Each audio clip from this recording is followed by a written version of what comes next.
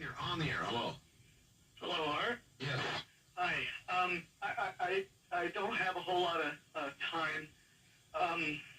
Well, look, let's begin by finding out whether you're using this line properly or not. Area 51. Yeah, that's right. Were you an employee or are you now? A former employee. Former employee. I was let go on a medical discharge about a week ago, and I've kind of been running across the country. Oh man, I don't know where to start. They're gonna they'll triangulate on this position really soon. You can't spend a lot of time on the phone, so give us something quick. Okay. Okay. What we're thinking of as aliens are they're extra dimensional beings that an earlier precursor of the space program made contact with. They are not what they claim to be. They have infiltrated a lot of aspects of the military establishment, particularly the Area 51. The disasters that are coming, the military, the government knows about them, and there's a lot of safe areas in this world that they could begin moving the population to now, Art. But they're not doing anything. They are not. They want the major population centers wiped out so that the few that are left will be more easily controllable. Discharge.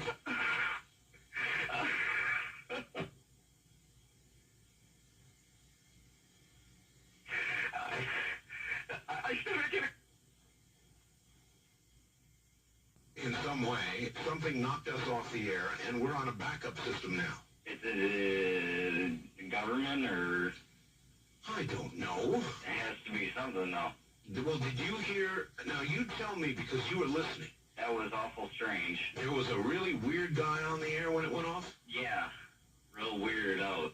Like, going sort of sounding paranoid, Yeah. schizophrenic?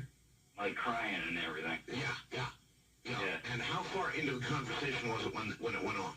Just a couple, about 15, 20 seconds, I'd say.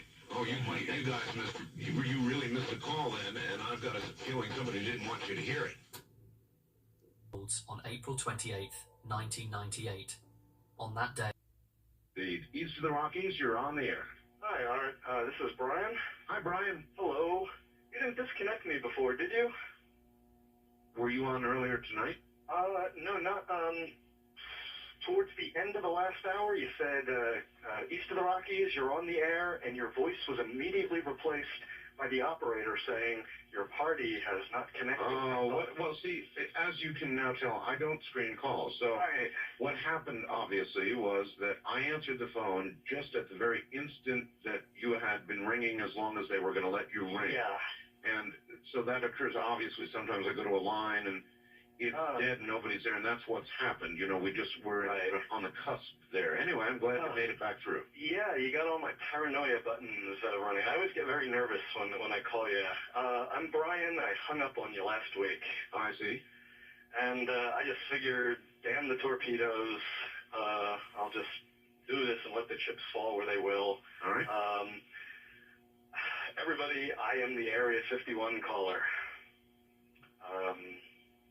That's my statement, and let you or whatever tear it apart. You claim you're the Area 51? I am the man. How do you account for the fact, Area 51 caller, Okay. that part of the way through your spiel, the satellite went down? I have no idea, and it scared the heebie-jeebies out of me that night. I've called a number of times on your specialty line nights doing different, kind of wacky characters, and that's all that one was supposed to be. And if the call had been completed, it would have been ancient history by now. Has it occurred to you, as Barbara Marx Hubbard suggested tonight, that perhaps, if you're really what you say you are, you created the reality of the rest of the situation and took down my satellite.